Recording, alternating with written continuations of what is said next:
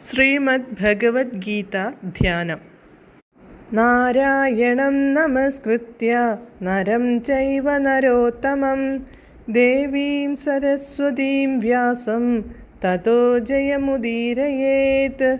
നഷ്ടപ്രായേഷു ഭദ്രേഷു നിത്യം ഭാഗവത സേവയാ ഭഗവതേ ഉത്തമശ്ലോകേ ഭക്തിർഭവതി നൈഷ്ടകീ. മൂകം കരോതി വാചാലം പങ്കും ലംഘയതേ ഗിരിം യത്കൃപാതമഹം വന്ദേ പരമാനന്ദമാധവം. ശ്രീഗുരും ദീനതാരിണം ശ്രീചൈതന്യമീശ്വരം. ഓം അജ്ഞാനതിമിരാന്ധസ്യ ജ്ഞാനാഞ്ജനശലാകയാ ചക്ഷുരുന്മീലിതം യേന തസ്മൈ ശ്രീഗുരവേ നമഃ. നമഃ ഓം വിഷ്ണുപാദായ കൃഷ്ണപ്രേഷ്ഠായ ഭൂതലേ ശ്രീമദേ ഭക്തിവേദാന്ത സ്വാമിന്നിധി നാമിനേ. നമസ്തേ സാരസ്വതേ ദേവേ ഗൗരവാണി പ്രചാരിണേ നിർവിശേഷ ശൂന്യവാദി പാശ്ചാത്യദേശതാരിണേ.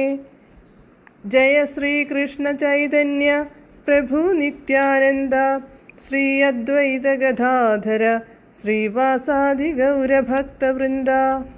ഹരേ കൃഷ്ണ കൃഷ്ണ കൃഷ്ണ ഹരേ ഹരേ, ഹരേ രാമ രാമ രാമ ഹരേ ഹരേ. ഹരേ കൃഷ്ണ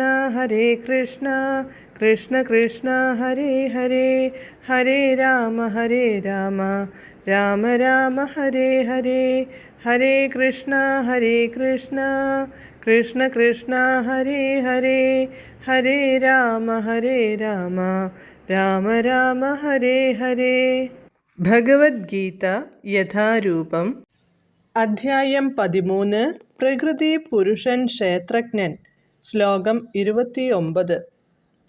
സമം പശ്യൻ ഹി സർവത്ര സമവസ്ഥിതമീശ്വരം നഹി നസ്ത്യാത്മനാത്മാനം തതോ യാതി പരാം ഗതിം. പദാനുപദം.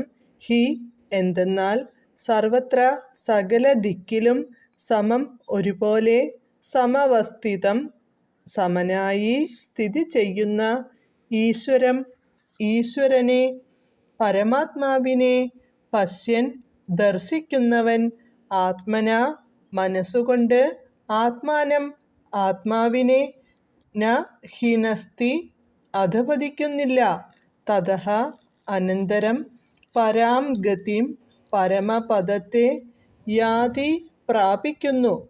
വിവർത്തനം. എവിടെയും ഏതൊരു ജീവിയിലും ഒരേവിധം കുടികൊള്ളുന്ന പരമാത്മാവിനെ ദർശിച്ചാൽ ആ മനുഷ്യൻ സ്വമനസ്സുകൊണ്ട് സ്വയം അധപതിക്കുന്നില്ല. അങ്ങനെ ഇന്ദ്രിയാതീതമായ ലക്ഷ്യത്തോട് അയാൾ അടുക്കുന്നു. ഭാവാർത്ഥം. ആധ്യാത്മിക ജീവിതത്തിൽ തനിക്കുണ്ടായിരുന്ന സ്ഥിതിയല്ല ജീവാത്മാവിന് ഭൗതിക ജീവിതം കൈക്കൊള്ളുമ്പോൾ കിട്ടുന്നത്.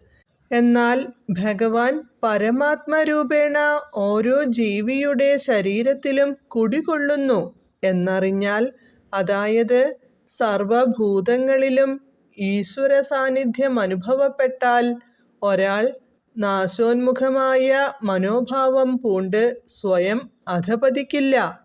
മറിച്ച് ക്രമേണ ആത്മീയ ലോകത്തിലേക്ക് മുന്നേറും. സാധാരണ നിലയിൽ വിഷയാസക്തമാണ് മനസ്സ്. പക്ഷേ അത് പരമാത്മാവിലേക്ക് തിരിഞ്ഞാൽ മനുഷ്യന് ആധ്യാത്മിക ജ്ഞാന മാർഗത്തിൽ പുരോഗമിക്കാം. ഹരേ കൃഷ്ണ.